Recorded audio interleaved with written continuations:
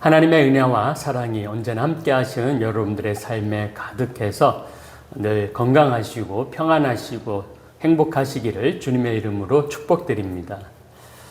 오늘은 종려주일입니다. 그리고 내일부터 고난주간이 시작이 됩니다.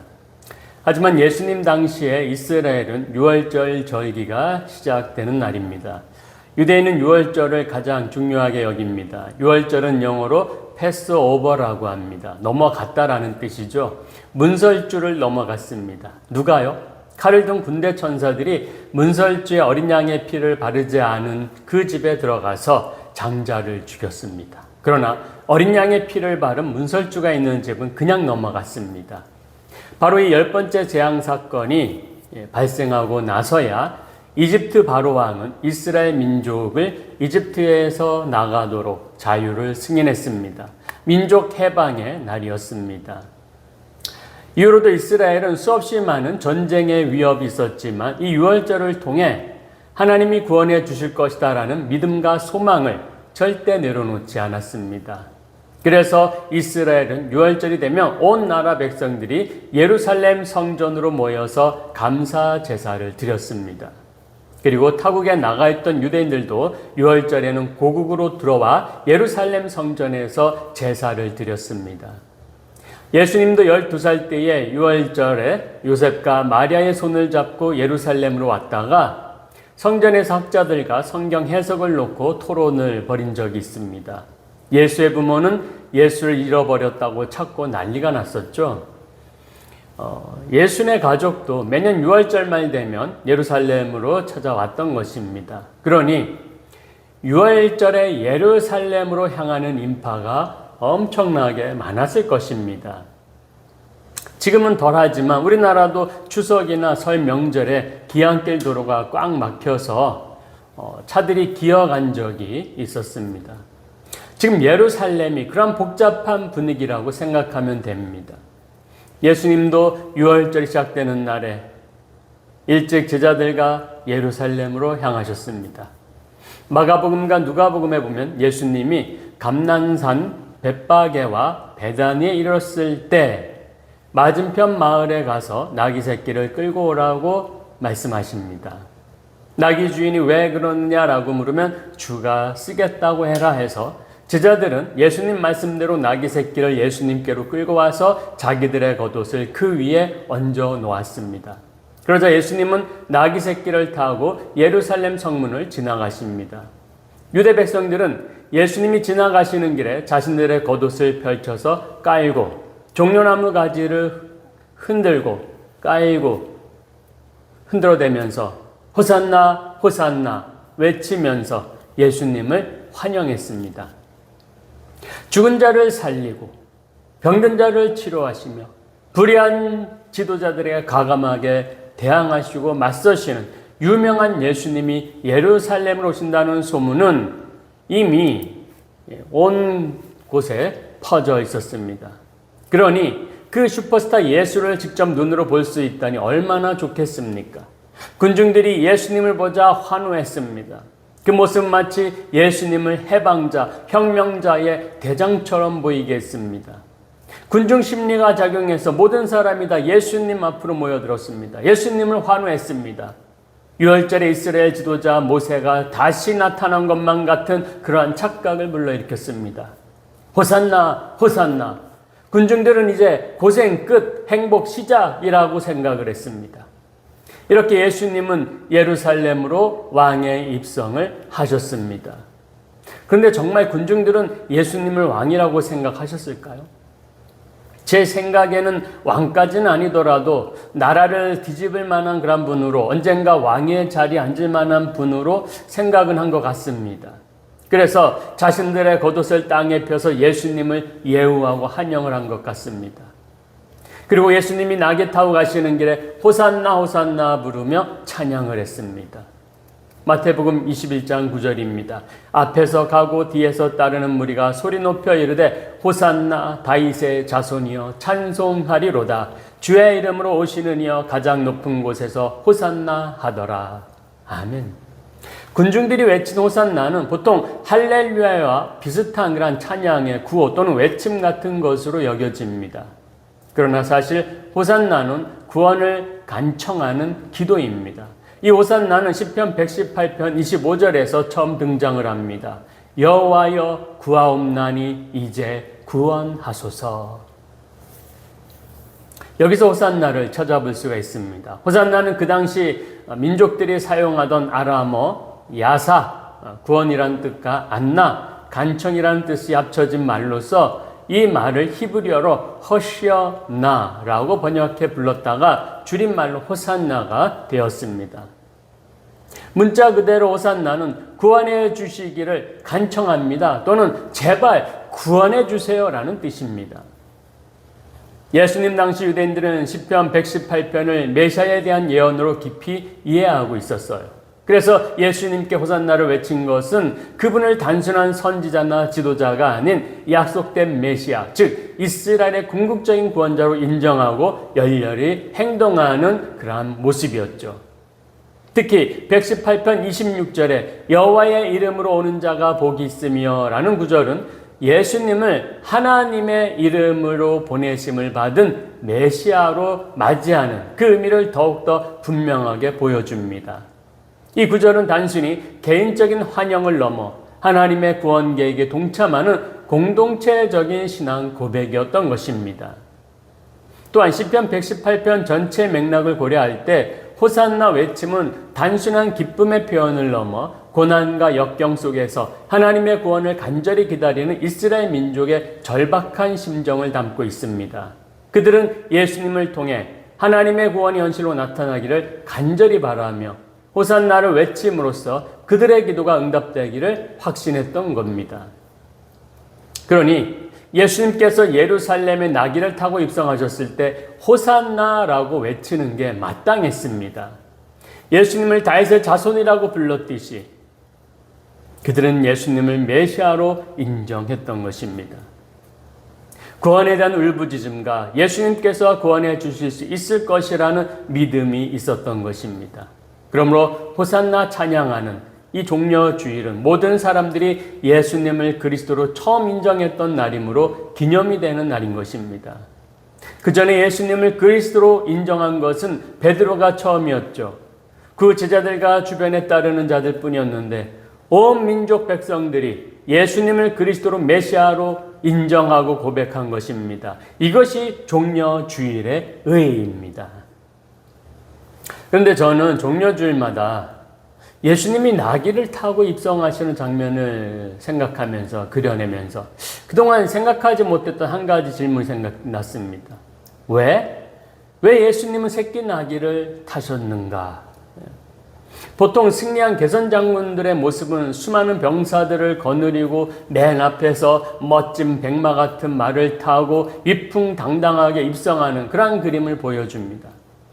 예수님은 그보다 더 대단한 것으로 입성하실 수 있는 능력자이자 자격이 되고도 남는 분이십니다. 그러나 예수님은 병사들이 아닌 그냥 수수한 차림의 12 제자들만 거느리고 작은 새끼 나귀를 타셨습니다. 그리고 그곳에 보인 백성들은 그 초라한 입성을 보면서 의아해하지 않고 호산나를 불렀습니다. 아무도 달려와서 예수님 이 새끼가 이 나귀 새끼가 뭔 말입니까? 이 백마로 바꾸시죠. 그런 사람이 아무도 없었습니다. 이 정도면 군중들은 예수님의 그 왕의 입성을 장난 정도로 받아들인 것 아닌가 그런 생각도 듭니다. 누구 하나 나귀를 말로 바꾸려고 시도하지 않는 그런 사람들의 마음 상태를 저는 사람들의 이기주의라고 생각을 합니다. 그러면 새끼 나귀를 타게 되는 장면으로 다시 가보겠습니다. 예수님이 제자들과 감난산 벳박에 이르렀을 때에 두 제자에게 맞은편 마을로 가서 매어있는 새끼 나귀를 풀어오라 라고 말씀하셨습니다. 그리고 나귀 주인은 주님이 쓰시겠다는 말에 순수하게 그냥 가져가도록 승낙을 했습니다. 어떻게 그렇게 선뜻 내어줄 수 있었을까요? 나귀는 당시 팔레스타인에서 짐을 실어 나르거나 이동할 때 없어서는 안 될 교통수단이자 소중한 자산입니다. 그런데 주님이 쓰신다는 말 한마디에 아무 조건 없이 순수하게 내어줄 수 있었을까요, 정말? 분명한 것은 나귀 주인은 주님에게 나귀를 내어줌으로써 불편함과 많은 희생을 감수했다는 사실입니다. 벳바게와 베다니는 감난산을 서로 마주보고 있는 이웃 동네입니다. 그러니 예수님이 말씀하신 맞은편 마을은 바로 베다니입니다. 베다니는 주님이 나사로를 살린 곳이며 많은 병자들을 고친 곳입니다. 베다니는 괴로움의 집이란 뜻의 이름이었지만 베다니는 주님으로 말미암아 생기가 가득한 기쁨의 집이 되었습니다. 그래서 베다니 사람들은 누구보다 예수님을 잘 알고 있었습니다. 이런 점을 생각할 때 베다니 사람들은 주님이 나귀를 사용하시겠다라고 하셨을 때 기꺼이 드릴 준비가 되어 있었던 것입니다. 만일 누가 무슨 말을 하거든 주가 쓰시겠다 하라. 그러면 즉시 보내리라 하시니, 주가 쓰시겠다라는 말은 너의 주인이 꼭 필요하다라는 뜻입니다. 놀라운 것은 성경에서 예수님이 자신을 가리켜 직접 주라고 표현한 것은 이것밖에 없습니다. 우리는 주님이 직접 내가 주인이다 말씀하신 것에 주목해야 합니다. 오늘날 많은 사람들은 자신이 인생의 주인이라고 믿고 있습니다. 그래서 자신의 소견대로 자기 마음대로 행동을 합니다. 그 당시에 군중들도 많은 사람들이 예수님이 나귀를 타든 말든 또는 말을 타든 그게 크게 상관이 없이 문제될 게 없었습니다. 그냥 자신의 상황만 구원받기만 하면 된다는 이기적인 생각을 가지고서 메시아를 바라보았던 것입니다. 그리스도 메시아는 나의 압제를, 나의 고통을 구원해 줄 도구가 아니라 나의 생명까지 책임지시는 주인이어야 하는 것입니다. 군중들은 예수님을 메시아라고 하냈지만, 막 소리쳐 외쳤지만 자신들의 필요를 위한 서비스로 받아들인 것입니다. 그러나 베다니 사람들, 특히 나귀 주인은 자신의 인생 주인이 누구인지 잘 알고 있었던 것입니다. 오늘날 교인들도 이들과 마찬가지로 주님을 내 필요를 채워줄 정도의 메시아로 여기고 있지는 않는지 생각해 봐야 합니다. 예수 그리스도를 그렇게 여기면 안 됩니다. 내 인생의 시작과 마지막, 그리고 생명과 힘과 능력은 모두 주님께로부터 시작된다는 사실을 기억하시기 바랍니다. 예수님은 주님이십니다. 이 세상의 주인 되십니다. 산도 바다도 동식물도 주님의 것입니다. 그래서 주가 쓰시겠다는 말이 지당하신 말씀입니다. 그런데 멋진 백마나 유명한 종말을 가지고 오라고 하지 않으시고 왜 나귀를 가지고 오라고 하셨을까요? 마태복음 21장 4절에서 선지자의 말씀을 이루려 하셨다 하며 예수님이 왕이심을 드러내신 것으로 말씀을 합니다. 이 선지자가 바로 스가랴입니다. 시온에 따라 크게 기뻐할지어다. 예루살렘에 따라 즐거이 부를지어다. 보라, 내 왕이 내게 임하시나니 그는 공의로우시며 구원을 베푸시며 겸손하여서 나귀를 타시나니 나귀의 작은 것 곧 나귀 새끼니라. 아멘. 왕이라면 말을 타야 했는데 예수님은 다 자란 나귀도 아닌 나귀 새끼를 타셨습니다. 이것은 왕의 겸손을 우리에게 가르쳐 줍니다. 왕은 겸손해야 합니다. 왕은 거만한 자가 아니라 겸손한 자여야 합니다. 세상은 언제부턴가 손님은 왕이라고 높여줬더니 사람들은 거만한 갑질을 해대기 시작을 했습니다. 이것은 주님의 뜻과 맞지 않습니다. 예수님이 스스로 낮추시고 새끼 나귀를 타신 것처럼 우리도 스스로 낮아져야 합니다. 바울은 이렇게 우리를 권면하고 있습니다. 너희 안에 이 마음을 품으라. 곧 그리스도 예수의 마음이니 그는 근본 하나님의 본체시나 하나님과 동등됨을 취할 것으로 여기지 아니하시고 오히려 자기를 비워 종의 형체를 가지사 사람들과 같이 되셨고 사람의 모양으로 나타나사 자기를 낮추시고 죽기까지 복종하셨으니 곧 십자가에 죽으심이라. 아멘. 하나님과 동등한 분이 종의 모습을 행한다라는 것은 이 세상에서는 생각할 조차 없는 일입니다. 그러므로 예수님이 나귀 새끼를 타신 이유는 왕으로 오셨지만 세상의 왕과 같은 모습이 아닌 하나님 나라의 겸손한 왕으로 오심을 세상에 나타내고 보여주고자 함이었습니다. 우리도 하나님의 자녀입니다. 거룩한 자여 왕 같은 제사장이라고 할 수 있습니다. 남에게 군림하고 큰소리치고 약한 자를 무시하는 것이 그리스도인의 모습이 아닙니다. 그리스도의 삶은 하나님 나라의 겸손함 그 자체여야 함을 기억하시기 바랍니다. 나귀는 당시 팔레스타인 사람들에게는 없어서는 안 될 교통수단이었습니다.